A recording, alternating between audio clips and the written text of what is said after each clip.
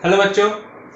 तो पिछले लेक्चर में हम लोगों ने देखा था what is torque on a dipole in an uniform electric field. तो बच्चों, टॉर्क तो डाइपोल का केस तो ओवरऑल हो गया, थोड़ा बहुत जो भी बचा है वो हम लोग बाद में करेंगे, पर बेसिक जो चीज़ था वो हमने यूट्यूब में डाल दिया। तो इसके बाद हम लोग क्या करेंगे, सबसे इम्पोर्टेंट जो टॉपिक होता है, मैंने पिछले लेक्चर में भी बोला था कि ये सबसे इम्पोर्टेंट टॉपिक है। इस टॉपिक का नाम है बच्चों इलेक्ट्रिक फ्लास्क। क्या होता है बच्चों? Electric flask.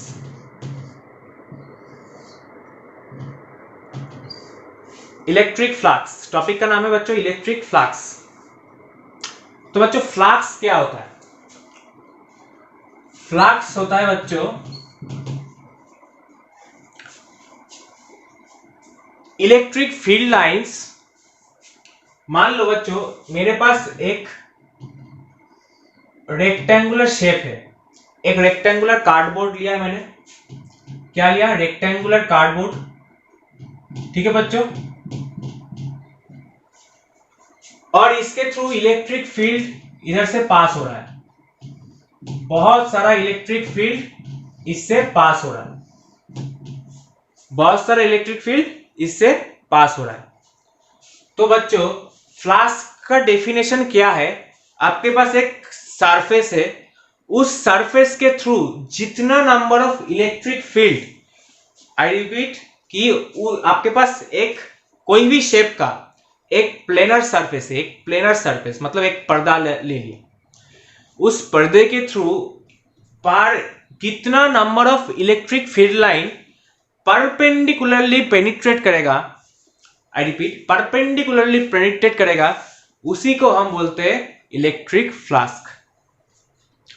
इलेक्ट्रिक फ्लास्क का मतलब होता है बच्चों कितना number of electric field lines एक पर्टिकुलर एरिया से परपेंडिकुलरली पास करता है, उसको हम बोलते हैं बच्चों इलेक्ट्रिक फ्लास्क। तो बच्चों एक चीज बताओ, ये जो मेरे पास कितना नंबर ऑफ फ्लास्क मैंने ड्रॉ किया? 1 2 3 4 5 5 number of electric flux, number of field lines मैंने ड्रॉ किया। Out of this 5 electric field lines कितना number of field lines actual में परपेंडिकुलरली पास कर रहा है? देखो इस फिगर को मैंने 3D ड्रॉ करने की कोशिश किया। मतलब अगर आपके पास इलेक्ट्रिक फ्लास्क ऐसा जा रहा है तो बोर्ड मेरा 3D प्लेन पे ऐसा रखा हुआ है, on the plane of paper of the board, plane of the board, इसको ऐसे रखा है। किसको? ये एरिया को, सरफेस एरिया को। और बच्चों फ्लास्क जा रहा है परपेंडिकुलरली ऐसे, इसको छेद करते हुए जा रहा है। फिगर मैंने ऐसे ड्रॉ किया, 2D प्लेन पे तो 3D को ड्रॉ नहीं कर सकते, तो थोड़ा सा कोशिश किया। तो ये है मेरा इस 5 में से बच्चों कितना number of electric field lines actual में इसको परपेंडिकुलरली पेनिट्रेट करके जा रहा है बच्चों। Out of this 5 only 3। तो बच्चों इलेक्ट्रिक फ्लास्क कितना होगा बच्चों इस केस में? 3। इलेक्ट्रिक फ्लास्क 3 के बराबर होगा, प्रोपोर्शनल होगा। इलेक्ट्रिक फ्लास्क हम क्या बोल सकते हैं बच्चों? 3 number of electric field lines इस सरफेस एरिया को क्रॉस कर गया परपेंडिकुलरली, इसका मतलब इस सरफेस का जो इलेक्ट्रिक फ्लास्क है, इलेक्ट्रिक फ्लक्स कितना? वो 3 के बराबर है। इलेक्ट्रिक फ्लक्स 3 के बराबर है। तो बच्चों तो ये फ्लक्स क्या है? स्केलर क्वांटिटी है कि वेक्टर क्वांटिटी? अब इसको हमें आगे जाके पढ़ना है बच्चों। अगर इलेक्ट्रिक फील्ड लाइंस इधर से इधर जा रहा है, अगर इलेक्ट्रिक फील्ड लाइंस इधर से डायरेक्शन पूरा उल्टा कर दे तो फिर भी तो आपको लगेगा ना कि 3 ही फ्लक्स इधर से इधर जा रहा है। तो बच्चों फ्लक्स का डेफिनेशन में आपको बोला कि फ्लक्स का डेफिनेशन क्या है बच्चों, एक बार देख लेते हैं। Number of electric field line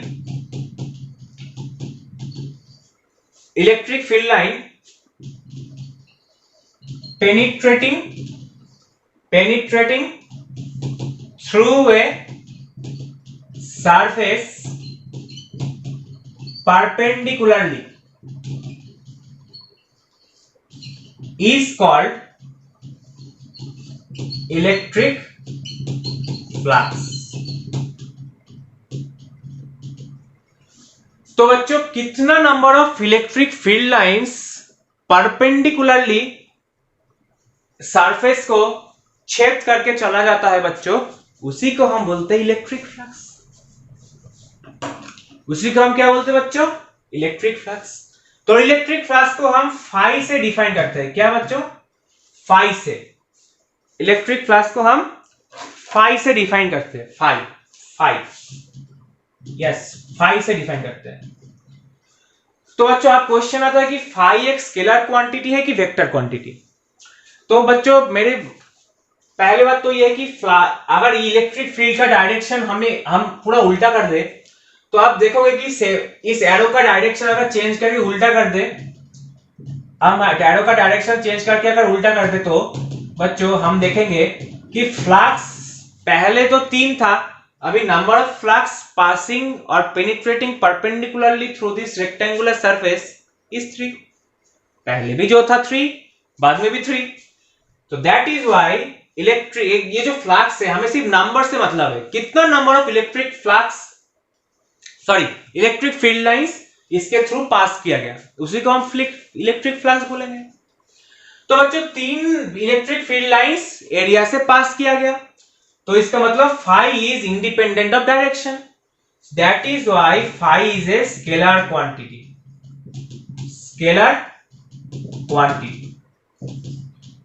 phi is a scalar quantity. आपको लग रहा होगा फाई एक स्केलर क्वांटिटी है।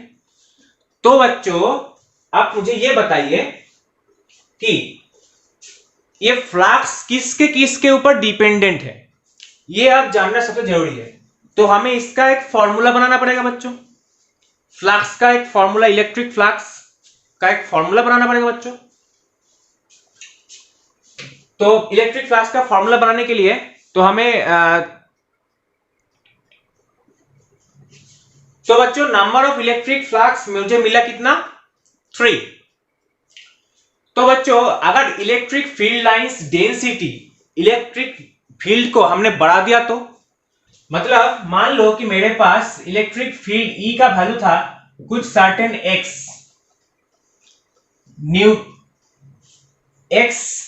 न्यूटन पर कूलम। तो बच्चों तब मुझे ये 3 मिला इलेक्ट्रिक फ्लक्स। अब मैंने इलेक्ट्रिक फ्लक्स का वैल्यू कर दिया 4x, इसका 4 गुना बढ़ा दिया। तो वेक्टोरिकली हम कैसे इसको ड्रॉ करेंगे बच्चों? वेक्टोरिकली कैसे ड्रॉ करेंगे?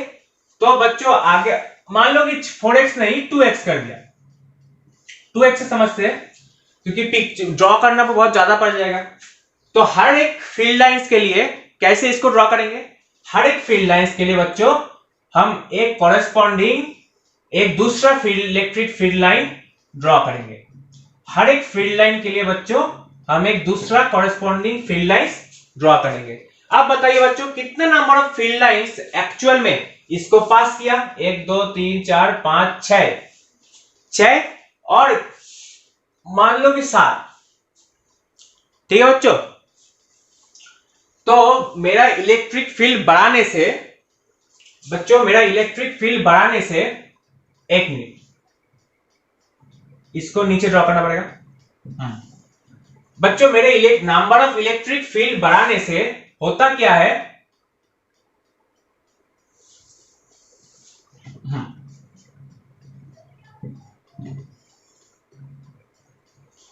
जितना नंबर ऑफ इलेक्ट्रिक फील्ड मैंने बढ़ाया उतना ही number of electric field lines proportionally बढ़ेगा। मान लो कि x न्यूटन पर कूलम मेरा इलेक्ट्रिक फील्ड के लिए मैंने 5 लाइन ड्रॉ किया था, तो 2x के लिए मुझे 10 लाइन ड्रॉ करना पड़ेगा। तो बच्चों पहले अगर 3 लाइंस इसके थ्रू पास कर रहा था तो अभी कितना लाइन पास करेगा बच्चों? 6 लाइंस।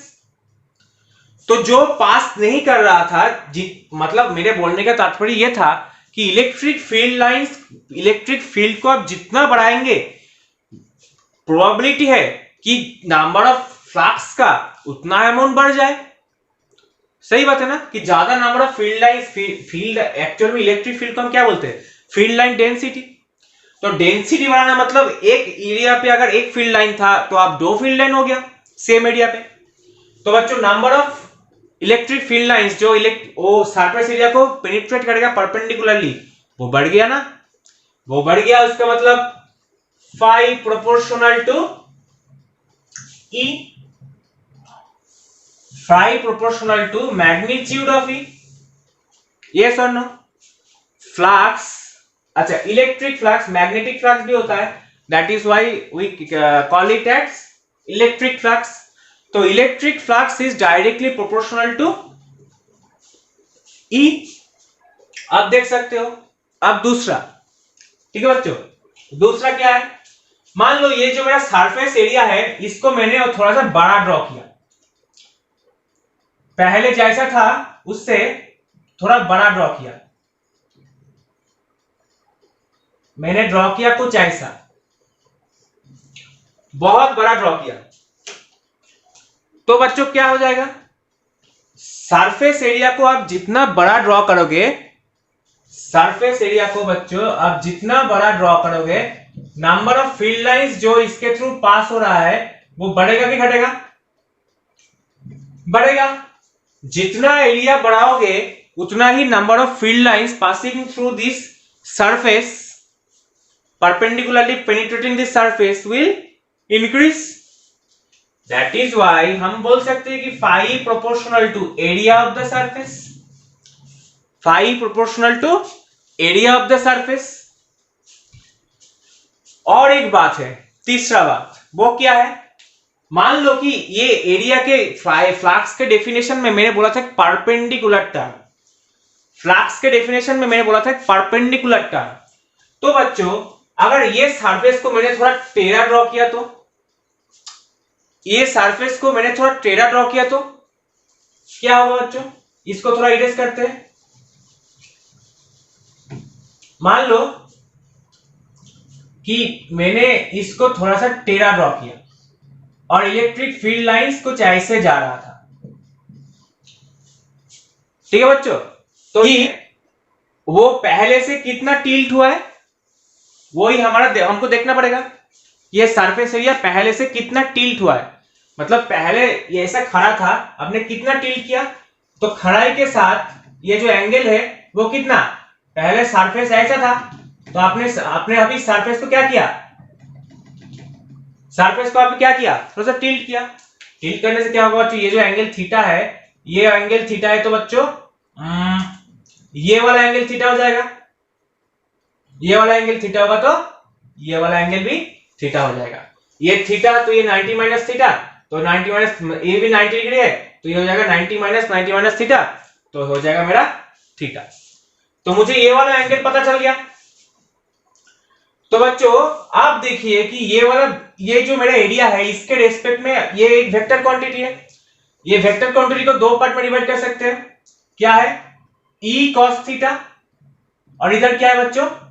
E sin theta. ये है मेरा E cos थीटा और ये है मेरा E sin theta.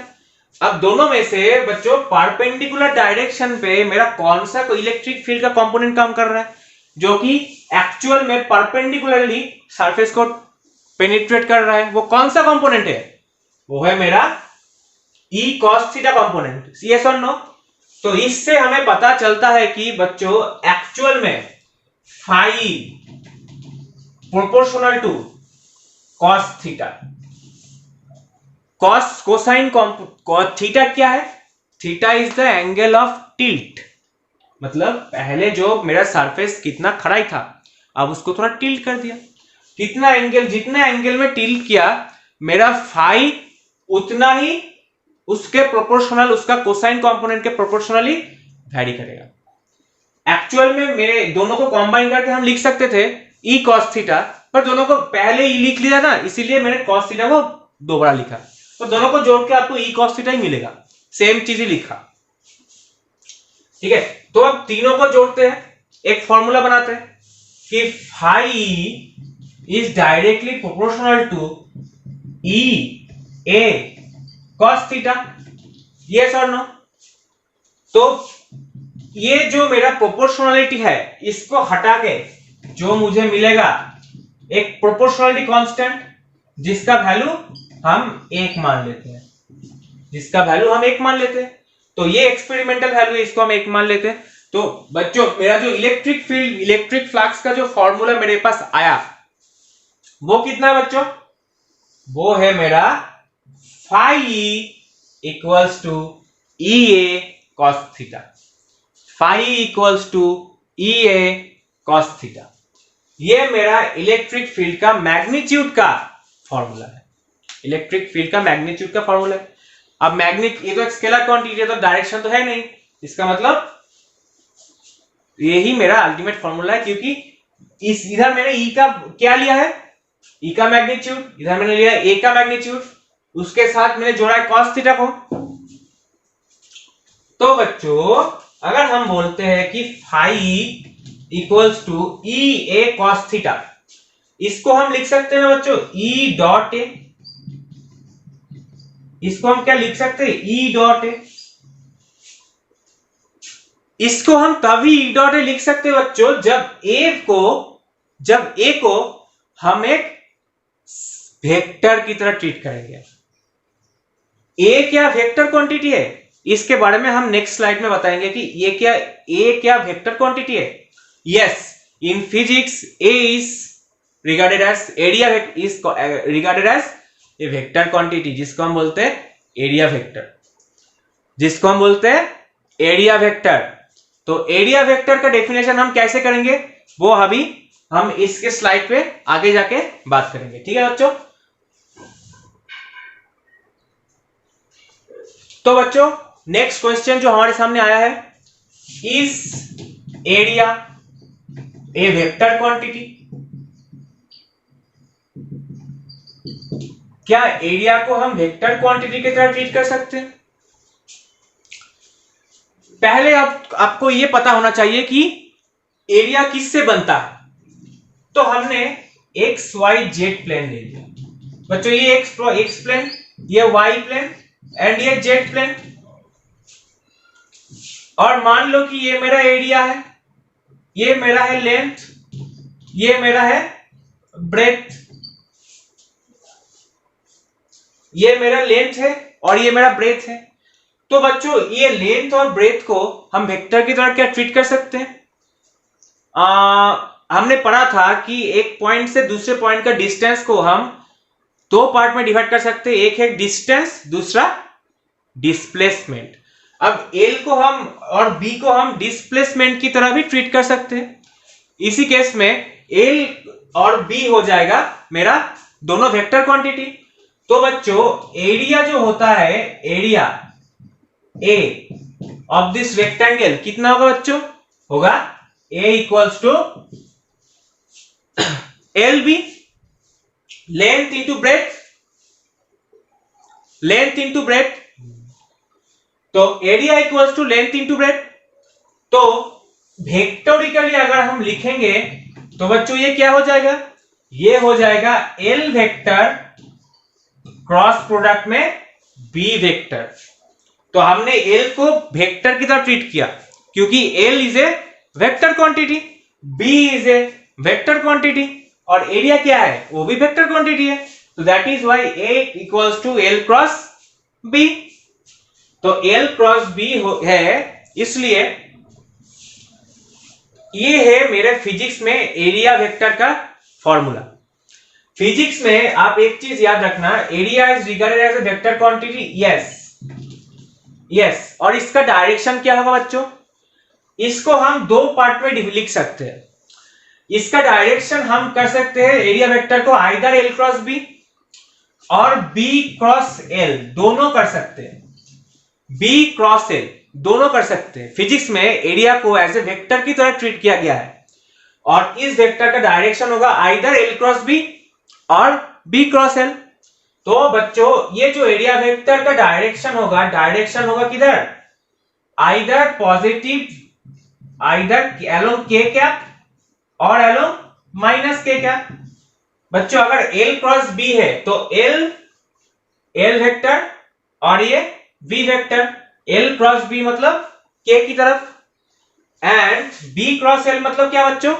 B cross L मतलब माइनस K की तरफ। तो इसके लिए बच्चों डायरेक्शन आएगा ये वाला, इसके लिए डायरेक्शन आएगा ये वाला, आइदर दिस और दिस। मतलब अगर मैंने एक्स वाई प्लेन पे एक एरिया बनाया है और उसका डायरेक्शन होगा बच्चों along the Z direction, along Z direction. हमने जेड डायरेक्शन को लिखा है, बोर्ड पे ड्रॉ किया है ऐसे, तो जेड डायरेक्शन कुछ ऐसा हो जाएगा, जेड डायरेक्शन ऐसा हो जाएगा, out of the plane of paper और out of the plane of board ऐसे। और इस अंदर जाओगे तो माइनस के मतलब पीछे की तरफ, इधर आपने ड्रॉ किया उससे पीछे की तरफ, इसको मान लो एरिया ड्रॉ किया उससे पीछे की तरफ, ऐसा पीछे की तरफ। तो area is a vector quantity, ये आपको समझना है, क्योंकि अगर एरिया को हम वेक्टर क्वांटिटी लेते हैं और वॉल्यूम को हम स्केलर क्वांटिटी लेते हैं, इस पे भी एक चीज बनता है। क्योंकि एरिया को हम देखो बच्चों, वॉल्यूम इज, अगर हम वॉल्यूम के बारे में बात करें तो volume is regarded as a scalar quantity, volume is regarded as a scalar quantity. But why, वो क्वेश्चन का आंसर आप मुझे होमवर्क में बताओ कि why volume is regarded as a scalar quantity, where area is regarded as a vector quantity. Area को हम vector की तरह क्यों ट्रीट करते हैं, वो मुझे बोला, आपने बोला कि हाँ area equals to L cross B भी लिख सकते हैं, ये तो मैथमेटिकली हो गया। तो अब बच्चों ये बताओ कि हम एरिया को वेक्टर अगर स्केलर फॉर्म पे अगर लिखते तो इस पे फर्क क्या आता, फर्क क्या आता, सिर्फ और सिर्फ स्केलर क्वांटिटी पे लिखते तो फर्क क्या आता, यही सवाल है ना। तो बच्चों एक चीज बताओ कि किसी भी जगह का एरिया, मान लो कि मेरे पास एक प्लेन पे मैंने एक एरिया ड्रॉ किया, ठीक है। अब उस एरिया के थ्रू मान लो कि एक मेरा एक कंडक्टर है, अब कंडक्टर से इलेक्ट्रिक चार्ज निकल रहा है, इलेक्ट्रिक फील्ड चार्ज है, ऊपर चार्ज है, कंडक्टर का सरफेस में तो चार्ज होगा, चार्ज से निकल रहा है क्या, इलेक्ट्रिक फील्ड। अब बच्चों मान लो कि मैंने कंडक्टर का शेप चेंज कर दिया, तो कंडक्टर का अगर शेप चेंज कर देंगे तो सेम कंडक्टर को थोड़ा सा काट दिया, ऊपर का सरफेस को थोड़ा सा काट दिया, तो बच्चों जो चार्ज पहले ऊपर में था वो थोड़ा सा नीचे आ जाएगा, तो उसका इलेक्ट्रिक फील्ड लाइंस का पाथ मतलब इलेक्ट्रिक फील्ड लाइंस और इलेक्ट्रिक लाइन ऑफ फोर्स जो हमने ड्रॉ करे हैं वो भी बदल जाएगा। मान लो कि एक इलेक्ट्रिक स्फीयर है, स्फीयर से इलेक्ट्रिक फील्ड जा रहा है,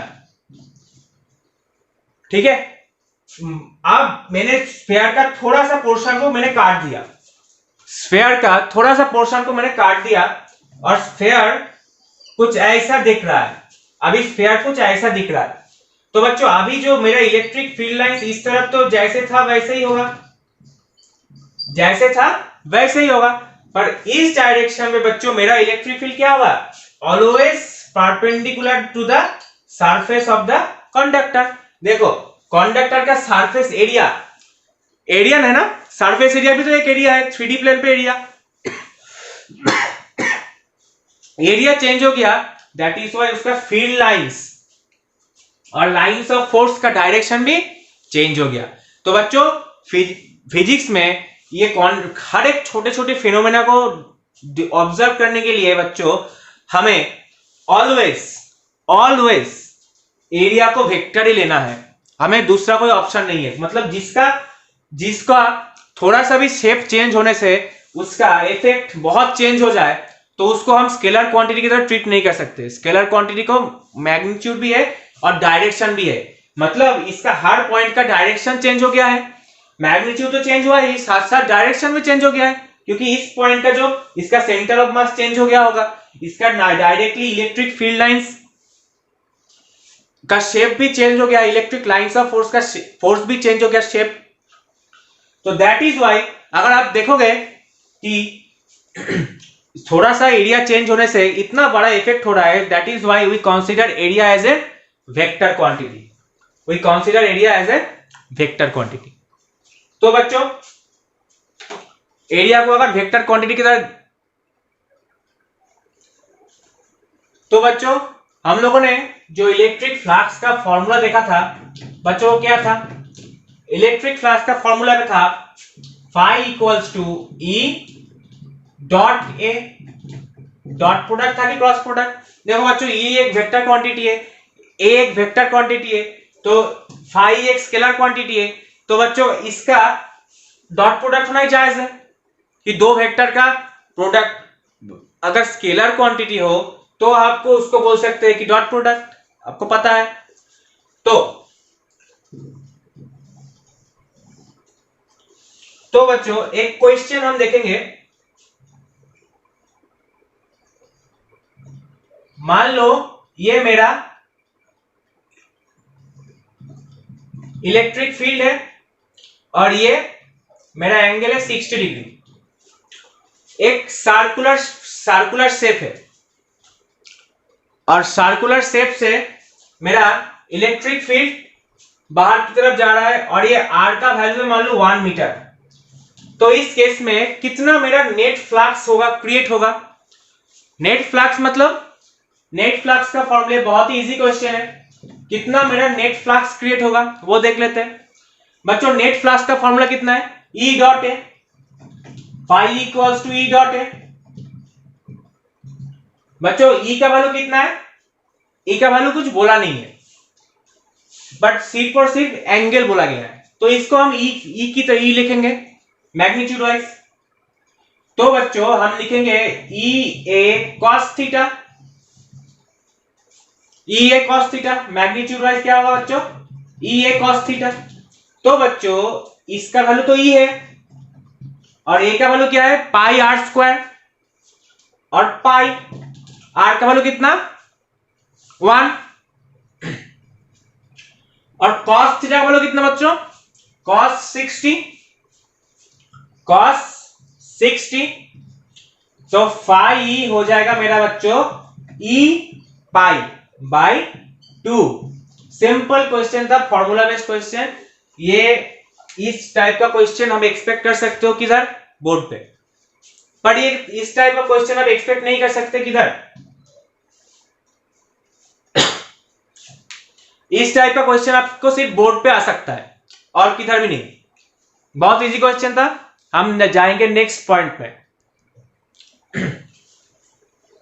तो बच्चों इस क्वेश्चन पे हम देखेंगे कि ये electric field lines along the direction of x axis, magnitude constant, direction is along x axis, passing through, and due to this there is a cube of side कितना? हर एक साइड का लेंथ है a। इस case में आपका face number 1, face number 2, cube का ये side का फेस है फेस नंबर 1, ऊपर वाला साइड का फेस है फेस नंबर 2, इस वाला साइड का फेस है फेस नंबर 4 एंड बॉटम वाला साइड का फेस है फेस नंबर 3। तो बच्चों हमें फाइंड आउट करना है कि ये चारों फेसेस में मेरा total number of electric field और इलेक्ट्रिक फ्लक्स कितना होगा मेरा। तो कैलकुलेट करते हैं बच्चों, आप एक बार क्वेश्चन को पॉज करके कैलकुलेट कर सकते हो। तो बच्चों देखते हैं फ्लक्स एट सरफेस 1 क्या होगा बच्चों। सरफेस 1 के बारे में अगर बात करें तो बच्चों इसका इलेक्ट्रिक फील्ड होगा कितना? E not. किस डायरेक्शन पे? इस डायरेक्शन पे। बट सरफेस एरिया किधर होगा? एरिया सरफेस एरिया इस डायरेक्शन पे। इसका एरिया वेक्टर क्या? Area vector is perpendicular to the surface. Area vector is always perpendicular to the surface. अब बच्चों परपेंडिकुलर मतलब हम इसको लेंगे कि इसको लेंगे? परपेंडिकुलर मतलब हम इसको लेंगे कि इसको लेंगे? तो बच्चों एक चीज देखो कि flux coming out through the, आगे जाके हम पढ़ेंगे कि flux coming out through the closed surface. ये क्लोज्ड सरफेस है, ये सरफेस क्लोज्ड है, तो क्लोज सरफेस के लिए बच्चों एरिया वेक्टर होता है परपेंडिकुलरली आउटवर्ड। ओपन सरफेस है तो दोनों तरफ ही लिख सकते हो। ओपन सरफेस है तो एरिया वेक्टर हो सकता है दोनों तरफ, बट अगर क्लोज सरफेस है तो area vector will be perpendicularly outward, outward perpendicularly. तो एरिया वेक्टर का डायरेक्शन किधर होगा बच्चों? Opposite to X axis. Positive X axis मतलब माइनस आई और नेगेटिव एक्स एक्सिस। तो बच्चों इस डायरेक्शन पे होगा और इसका एरिया कितना होगा बच्चों? ए स्क्वायर। एरिया होगा ए स्क्वायर। बीच का एंगल कितना होगा? दोनों का एंगल कितना होगा बच्चों? ये जो मेरा फेस नंबर 1 है और ये मेरा ये है, इन दोनों के बीच का एंगल कितना होगा बच्चों? एंगल होगा 180 डिग्री। तो बच्चों फाई 1 का वैल्यू कितना? Minus E not a square, minus E not a square. तो बच्चों फाई 2 का वैल्यू कितना होगा? इसका एरिया तो आउट परपेंडिकुलरली आउटवर्ड इस तरफ, और एरिया किधर? और इलेक्ट्रिक फील्ड किधर? इस तरफ। ये दोनों किस डायरेक्शन पे बच्चों? परपेंडिकुलर और 90 डिग्री डायरेक्शन। तो बच्चों cos 90 का वैल्यू क्या होता है? 0। cos 90 अगर 0 है तो इसका मतलब फाई 2 का वैल्यू हो जाएगा मेरा 0। फाई 2 का वैल्यू हो जाएगा बच्चों 0। फाई 3 का वैल्यू कितना होगा बच्चों? सिमिलरली ये एरिया हो जाएगा आउटवर्ड नीचे की तरफ। मैंने बोला था क्लोज सरफेस में ऑलवेज आउटवर्ड रेडियली आउटवर्ड होता है। क्लोज सरफेस में area vector is always radially outward. अगर ओपन सरफेस है तो पहला केसेस में मैंने एक सरफेस ड्रॉ किया था एक्स वाई प्लेन पे, ओपन सरफेस था। ओपन सरफेस के लिए कोई भी एरिया वेक्टर आप ले सकते हो। क्लोज सरफेस के लिए याद रखना कि always radially outward. Radially outward है तो बच्चों इस केस में भी इलेक्ट्रिक फील्ड का डायरेक्शन इस तरफ एंड एरिया वेक्टर का डायरेक्शन कुछ इस तरफ, और एरिया फिक्स से cos 90 मतलब फाई 3 का वैल्यू कितना होगा बच्चों? 0। हमें ये नहीं चाहिए कि फ्लक्स, आप ऐसे भी देख सकते हो कि बच्चों ये फ्लक्स इस एरिया के थ्रू पेनिट्रेट नहीं करेगा। हमें चाहिए कितना फ्लक्स एरिया को पेनिट्रेट कर रहा है, और ये तो इसका पैरेलल जा रहा है। तो पैरेलल जा रहा है इसका मतलब पेनिट्रेशन का कोई सवाल ही नहीं। तो no flux will be generated. बच्चों फ्लक्स हमारे कितना इंपॉर्टेंट क्यों है वो नेक्स्ट लेक्चर में, हम नेक्स्ट स्लाइड में हम बताएंगे। तो फाई 4 का वैल्यू कितना होगा बच्चों? फाई 4 का वैल्यू अगर देखें तो फाई 4 का वैल्यू होगा बच्चों, देखो area is along this direction. Phi 4 के केस में फोर्थ फेस के लिए एरिया का डायरेक्शन इस तरफ और ई का डायरेक्शन भी इस तरफ। तो ई नॉट इंटू ए स्क्वायर, क्योंकि cos 0 हो जाएगा बच्चों। cos 0 मतलब 1, तो ये हो जाएगा फाई 4 का वैल्यू कितना? E naught into A square, E naught into A square. तो ये हो गया मेरा वैल्यू। इस क्वेश्चन से आपको पता चल जाएगा कि हम कोई भी क्लोज सरफेस के केसेस में कैसे फ्लक्स का फॉर्मूला अप्लाई करके कोई भी फेस का फ्लक्स निकल सकते हैं। तो थैंक यू वेरी मच। हम नेक्स्ट सेशन में जाएंगे जब कुछ और क्वेश्चंस ट्राई करेंगे और देखेंगे कि गॉस लॉ से कैसे क्वेश्चन सॉल्व होता है वो देखेंगे। Thank you very much. हाँ तो बच्चों नेक्स्ट जो हम लोगों ने क्वेश्चंस देखा, इसके बाद इसका ही एक सेकेंड वर्जन हमको सॉल्व करना है। तो कुछ ऐसा है जो हम सॉल्व करके नहीं देंगे, वो आपको होमवर्क करना है। और क्वेश्चन कुछ ऐसा है बच्चों, क्वेश्चन कुछ ऐसा है, ये जो इलेक्ट्रिक फील्ड है वो एक्स के साथ वैरी कर रहा है। जो ये इलेक्ट्रिक फील्ड है बच्चों वो एक्स के साथ वैरी कर रहा है और बाकी सब कुछ सेम है। इन केस में मेरा फ्लक्स इन फेस 1 2 3 4 कितना होगा बच्चों, वो आपको निकलना है। नहीं निकल पाए तो इसका सॉल्यूशन मैं जूम ऐप में फेस मीटिंग पे दे दूंगा। कोई तो निकल पाएगा तो एक बार फिर से देख लो, ठीक है? देख लो जो अच्छे से देख लो और कि इसको क्वेश्चन का सॉल्यूशन कैसे होगा। सेम फॉर्मूला है, ठीक है?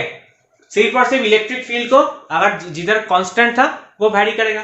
तो ये थोड़ा सा कॉम्प्लिकेटेड क्वेश्चन है, आपको लग रहा होगा थोड़ा सा कॉम्प्लिकेट हो जाएगा, बट उतना कॉम्प्लिकेट नहीं है, क्योंकि जिस पॉइंट पे मेरा इलेक्ट्रिक फील्ड वैरी कर रहा है इस पॉइंट के अलग वैरी कर रहा है। और मेरा एरिया वेक्टर है अलोंग जेड एक्सिस की तरफ। एरिया वेक्टर किसकी तरफ है, सॉरी एरिया वेक्टर है मेरा एक्स एक्सिस की तरफ।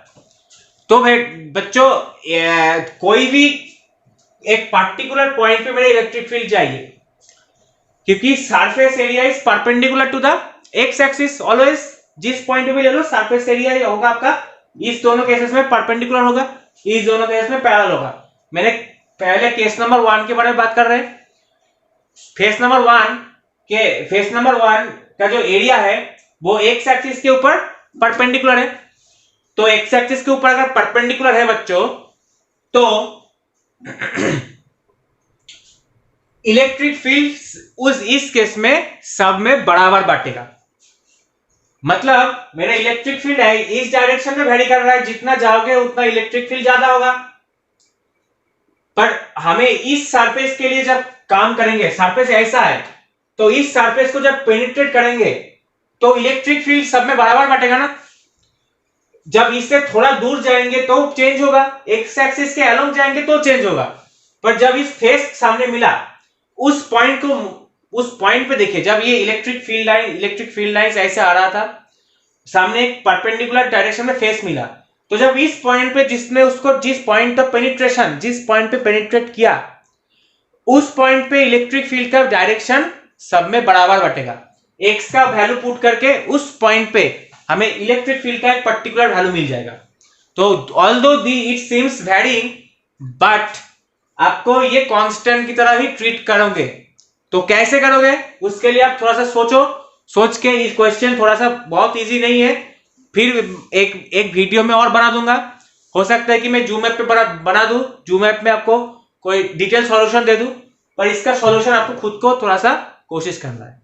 मैं वही बोल दिया कॉन्सेप्ट से में कि इलेक्ट्रिक फील्ड आ रहा है, पॉइंट ऑफ पेनिट्रेशन हो गया, एक पर्टिकुलर पॉइंट हुआ ना। एक पर्टिकुलर पॉइंट मतलब मान लो कि इस पॉइंट, तो इस पॉइंट का लोकेशन एक्स एक्सिस से तो बराबर होगा ना, ओरिजिन से तो एक ही, ओरिजिन से कांस्टेंट ही होगा ना, ओरिजिन से हर एक पॉइंट का लोकेशन कांस्टेंट है, आपको पता है। तो एक पॉइंट ऑफ पेनिट्रेशन पे आपका एक एक्स का वैल्यू एक कांस्टेंट मिल जाएगा, तो ये वैरी कर रहा था एक्स के ऊपर, तो that is why electric field का एक कांस्टेंट वैल्यू मिलेगा आपको। तो ऐसे ही आपको सॉल्व करना है। Thank you.